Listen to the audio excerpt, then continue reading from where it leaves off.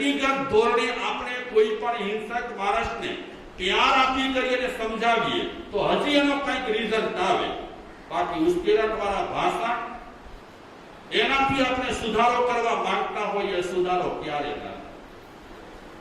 આ શ્રેણી મહારાજા પાસે સત્તા હતી ને સત્તા, રાજા હતા રાજગીરના, તે છતાં પણ બંધ કરાવી ન શક્યા. આ તો સત્તાનો ઉપયોગ કરી અને એને કુવામાં નાખ્યો હતો, બાકી માનસિક રીતે તો એને જે કરવાનું હતું તે કરી દીધું. એનો જ દીકરો, શું નામ? સુલસ. એના બાપુજી ગુજરી ગયા અને જ્યારે મરતા હતા ત્યારે ખૂબ રીબાયા, ખૂબ રીબાયા. તો સીધી સીધી વાત છે, માણસ સારું એકદમ અંદરથી કરે તો શાંતિપૂર્વક એના પ્રાણ જાય, અને માણસ જો સારું ન કરે તો અને અંદર પણ વિચારો એના એકદમ કલુષિત રહેલા હોય તો એનો રિઝલ્ટ તરત જ આવતો હોય છે. ધર્મ છે ને જીવ તો જાગતો છે. આપણે અંદરથી કેવા છીએ એના પરથી રિઝલ્ટ મળે છે. રીબાઈ કાલક્ષોરી કંડાળ બન્યો. ધંધો હવે કોને કરવો પડે? હા, પરાપૂર્વકથી ધંધો ચાલતો હતો. સુલસે પરિવારમાં જાહેર કરી દીધું કે હું આ કસાઈનો ધંધો કરવાનો નથી, કારણ કે મેં સગી આંખે પરિણામ જોયું છે, અને સગી આંખે પરિણામ જોયા પછી કયો માણસ હોય કે દેખતો હોય છતાં પણ કુવામાં પડે? મારે આ કામ નથી કરવું.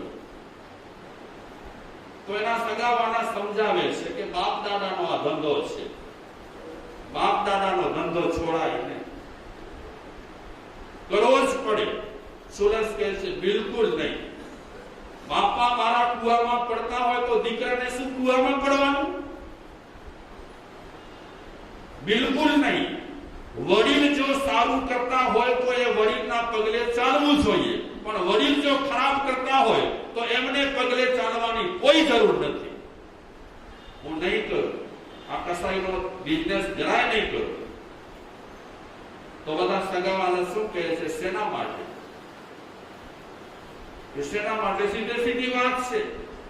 મારા બાપુજીએ કેટલા પાડા કે કેટલા જીવને વધેર્યા, માર્યા,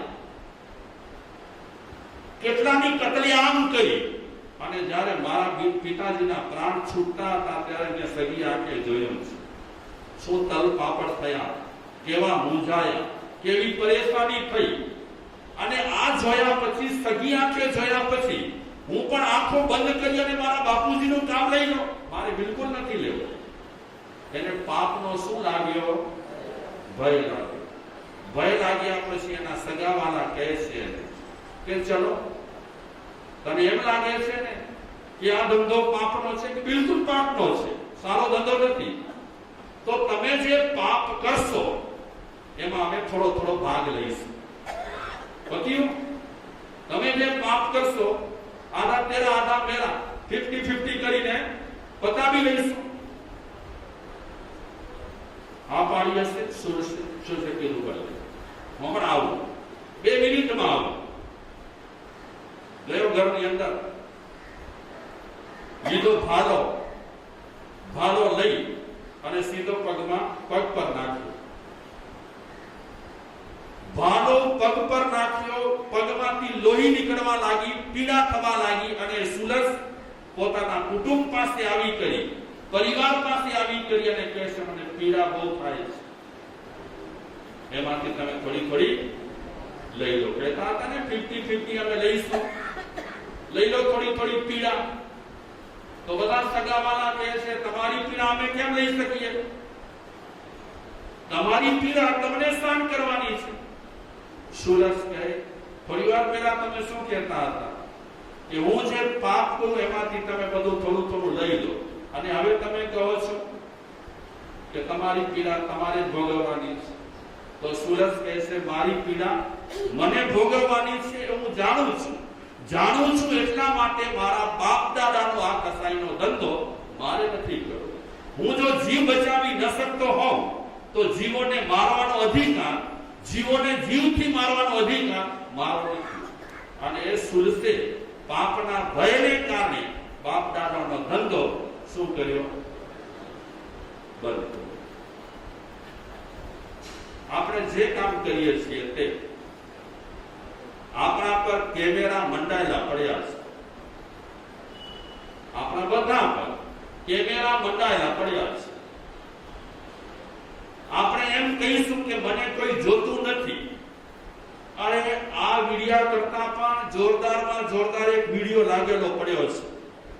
હા, એવી જોરદાર આપણી બધાની શૂટિંગ થાય છે. એવા મશીનો લગાડેલા છે શૂટિંગના. પ્રત્યેક ક્ષણે, પ્રત્યેક પળે શું મંડાયેલા છે આપણા પર? આ કેમેરા. મેં એક વાત વાંચી કે વિદેશની વાત છે, મારા ખ્યાલ પ્રમાણે ઇંગ્લેન્ડની વાત છે, ગ્રામ્ય વિસ્તારની વાત છે. એ ગ્રામ્ય વિસ્તારમાં એક નાટકની મંડળી આવી અને સંસારિક તौर પર એમને નાટક કરવાનું હતું. તો એ મંડળીએ ગ્રામ્ય વિસ્તારમાં જાહેરાત કરી,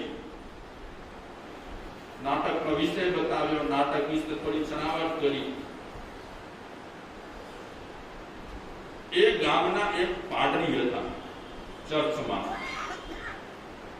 એમને નાટક જોવાની ઈચ્છા થઈ. સાંસારિક નાટક હતો પણ જોવાની ઈચ્છા થઈ. આજ સુધીમાં સંસાર પર એ પાદરીએ ઘણા પ્રવચનો કર્યા કે સંસાર આમ, સંસારમાં આમ, સંસાર આવું, સંસાર તેવું. અને હવે એને આ સંસારી નાટક જોવાની ઈચ્છા થઈ. જાહેરમાં જોઈ બેસે પ્રેક્ષકોની વચ્ચે તો શું થાય?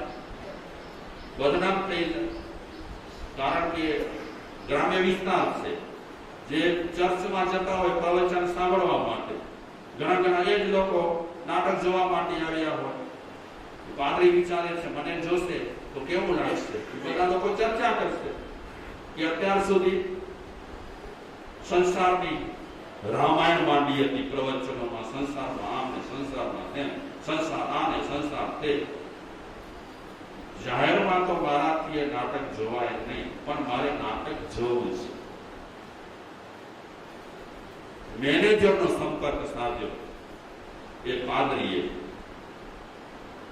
મેનેજરને બોલાવ્યો અને વાત કરી કે તમે જે નાટક ભજવવાના છો મને જોવાની બહુ જ ઈચ્છા છે, ઘણી જ ઈચ્છા છે, પણ પ્રેક્ષકોની વચ્ચે મારાથી બેસાય, ટીકા થાય મારી. મારા સમજી સોચી અને સંસારની ટીકા કરે તો વાંધો નહીં. એક બાજુથી સંસારને અને સંસારી લોકોને લઈને ટીકા ટિપ્પણ ચાલુ રાખ્યા કરતો હોય, પછી ગરજ તો અને એને સંસારીની પડવાની છે. એ જ પૈસા વિશે અમે ખરાબ બોલતા હોઈએ. એ જ પૈસાની જરૂર તો પડવાની છે, પડે. એના કરતા વ્યવસ્થિત સમજી સોચીને બોલાય તો શું વાંધો? હવે આ બિચારા મનમાં ઈચ્છા ઘણી છે નાટક જોવાની, મુશ્કેલીઓ ઘણી ઊભી થઈ છે. મેનેજરને બોલાવ્યો. મેનેજર કઈ છૂટ્યા, તમારે નાટક જોવો છે ને? સાંસારિક નાટક છે તો તમને ખબર છે એમાં રંગ રાગ આવશે, મોજ મજા આવશે, એવા બધા શું આવશે, શું કહેવાય, હા, એવા બધા સીન આવશે. તમને જોવાની ઈચ્છા જ હોય તો મારી ના નથી, હું એરેન્જ કરી દઉં તમારી સીટની. એવે ઠેકાણે તમારી હું સીટ ગોઠવી દઈશ કે પ્રેક્ષકોને તમે જોઈ શકો, પણ પ્રેક્ષકો તમને ન જોઈ શકે, અને નાટક તમે સરસ રીતે માણી શકો. બધી ગોઠવણ કરી દઈશ. કોઈ પબ્લિકને ખબર નહીં પડે કે તમે નાટક જોવા માટે આવ્યા છો. આ મેનેજરે આટલી વાત કર્યા પછી એ પાદરીને કહે છે, એક ખાતરી નથી આપી શકતો, એક ખાતરી હું આપી શકતો નથી. પ્રેક્ષકો નહીં જુએ તમને એની ગેરંટી, તમે સરસ રીતે નાટક જોઈ શકશો એની ગેરંટી, પણ ઉપરવાળો તમને જોઈ શકશે કે નહીં એની ગેરંટી નથી આપતી.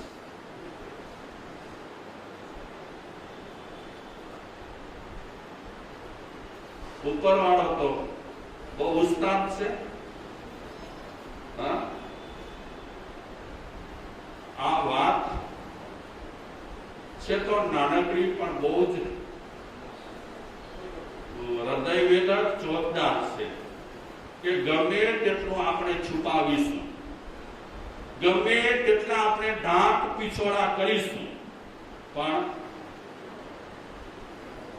અરે ઉપરવાળો નથી જોતો તો આપણે તો છીએ જ ને, અહીંયા બેઠેલો છે અંદર એ તો જુએ જ છે. એક જૂની પુરાની કહાની છે ક્ષીર કદંબકની. શોર્ટમાં કહું, ક્ષીર કદંબક એક ગુરુ હતા, આચાર્ય હતા, અને એમની પાસે 3 વિદ્યાર્થીઓ અભ્યાસ કરતા હતા. એક હતો રાજપુત્ર, એક હતો વણિક પુત્ર અને એક ખુદનો પુત્ર રહ્યો હતો. આ 3 વિદ્યાર્થીઓ એમની પાસે અભ્યાસ કર્યો. એક વખતે ક્ષીર કદંબક ગુરુના આશ્રમમાં એક જંગાચારણ ગુરુ શિષ્યનો જોડલો આવ્યો. આચાર્યે સ્વાગત કર્યો, આદર ભાવ આપ્યો અને જે તે વ્યવસ્થા જોઈએ તે જંગાચારણ મુનિને વ્યવસ્થા કરી આપી. તમને ખ્યાલ છે ને જંગાચારણ મુનિ એટલે? આખી એક શાખા હતી જંગાચારણ મુનિની. એ ધાંગ પર હાથ રાખે અને આકાશમાં આવાગમન કરી શકે. હશે કોઈ વિધિ મંત્ર જંગા દ્વારા આકાશમાં આવાગમન કરી શકે? એ જંગાચારણ મુનિ બે આવ્યા છે આશ્રમમાં, અરસપરસ વાતો કરે છે. શિષ્ય ગુરુજીને કહે છે, ગુરુજી આ 3 છાત્રો કેટલા સરસ છે. આપણે જ્યારે પધાર્યા ત્યારે આપણું સ્વાગત કર્યું એમના ગુરુજીની સાથે. આપણને જેટલી વ્યવસ્થા જોઈતી હતી એ વ્યવસ્થા પણ કરી આપી. કેટલા સરસ અને ભણે પણ કેટલા રસથી છે. શિષ્ય ગુરુજીને કીધું ત્યારે ગુરુજી કહે છે, બેટા બહુ સરસ ભણે છે, બહુ સારા છે, વિનય છે, વિવેક છે, પણ ત્રણેયની મનોવૃત્તિ અલગ છે. જ્ઞાની હતા જંગાચારણ મુનિ. કઈ રીતે ત્રણેયની મનોવૃત્તિ અલગ છે?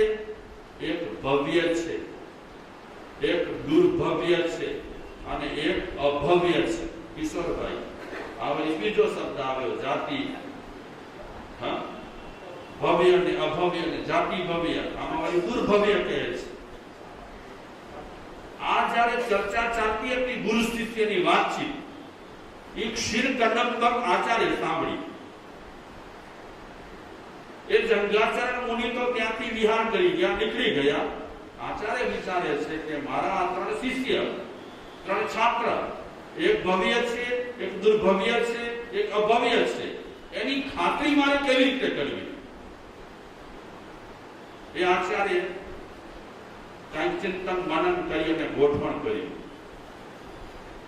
માયાથી કબૂતર બનાવ્યો અને એક છાત્રને કહે છે કે આ કબૂતરને કોઈ ન જુએ તે રીતે તમે મારી નાખો. માયાનો હતો, સાચો ન હતો, પણ એના હાથમાં આવે ત્યારે એમ લાગે કે આ જીવતો છે. તો એક શિષ્ય છાત્ર કબૂતર લઈ અને આશ્રમથી બહાર નીકળ્યો. આમ નજર કરી લીધી. આશ્રમની જીભની પાછળ જઈ કબૂતરની ડોક મરડી અને લઈ આવે ગુરુજી પાસે કે લ્યો તમારા આદેશ પ્રમાણે કબૂતરને મારી નાખ્યો. ઠીક, વાંધો નહીં. બીજાને બોલાવે છે, માયાથી કબૂતર બનાવી અને એને આપે છે કે જાઓ કોઈ પણ ન જુએ તે ઠેકાણે તમે આ કબૂતરને મારી નાખો. એ પણ જીવતો કબૂતર લઈને નીકળ્યો. આજુબાજુ નજર કરી તો લોકોની અવર જવર એને લાગી કે અહીંયા તો બધા આવજાવ કરે છે, કોઈ જોઈ જશે. આગળ ગયો.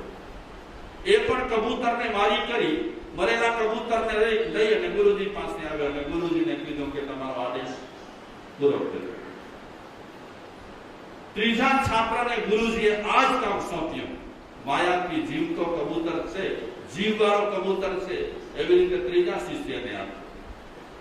અને ત્રીજો શિષ્ય એને પણ આદેશ એ જ છે. એ ગયો, દૂર ગયો, ખૂબ દૂર ગયો, જંગલોમાં ગયો, જીવતો કબૂતર લઈને પાછો આવ્યો. ત્રણેયને બોલાવે છે. પેલાને પૂછે છે, તને આદેશ આપ્યો હતો કે કોઈ ન જુએ તે રીતે તું કબૂતરને મારી નાખ, અને તે કબૂતરને માર્યો તો કોઈ જોતું ન હતું. અને ક્યાં માર્યો કબૂતરને? કે આશ્રમની ભીત પાછળ જરા કાંડોવડો થઈને મારી નાખ્યો. ગુરુજીએ નક્કી કર્યું કે આ માણસ, આ છાત્ર કેવો હોવો જોઈએ. ઠીક છે, તમે નક્કી કર્યું. પછી બીજાને પૂછે છે, તે શું કર્યું? ગુરુજીને કહે છે, આજુબાજુ જોયું તો માણસોની અવર જવર હતી એટલે દૂર દૂર જંગલમાં નીકળી ગયો. આજુબાજુ જોયું કોઈ હતા નહીં, ત્યાં મારી અને કબૂતર લઈ આવ્યો. ઠીક, ગુરુજી કહે. ત્રીજાને પૂછે છે, તું કેમ જીવતો લઈ આવ્યો? તો ત્રીજો કહે છે, ગુરુજી ખૂબ દૂર ગયો, ખૂબ દૂર ગયો. આપે કીધું હતું કોઈ પણ ન જુએ તે રીતે મારજો, પણ દૂર ગયા પછી જાનવરો જોતા હતા, પક્ષીઓ જોતા હતા, અને છેલ્લે છેલ્લે એવે ઠેકાણે ગયો કે મારી નજર પણ પડતી હતી. અને પછી મને એમ લાગ્યું કે હું કદાચ ન જાઉં તો પણ ઉપર તો નજર, પેલો તો દૂરબીન માંડીને બેઠો છે, એની તો નજર પડવાની જ છે. એટલે ગુરુદેવ મને મોકો ના મળ્યો અને પાછો જીવતો લઈ આવ્યો. તો ગુરુજીએ ફાઇનલ કર્યું, કોણ દુર્ભવ્ય છે, કોણ અભવ્ય છે, અને કોણ ભવ્ય છે. કોણ ભવ્ય છે? જેને પાપનો ભય લાગ્યો અને મારવાનું કામ ન કર્યું, એ ભવ્ય છે. તો આજે આપણે આ ચોથા મુદ્દાને વિરામ આપીશું.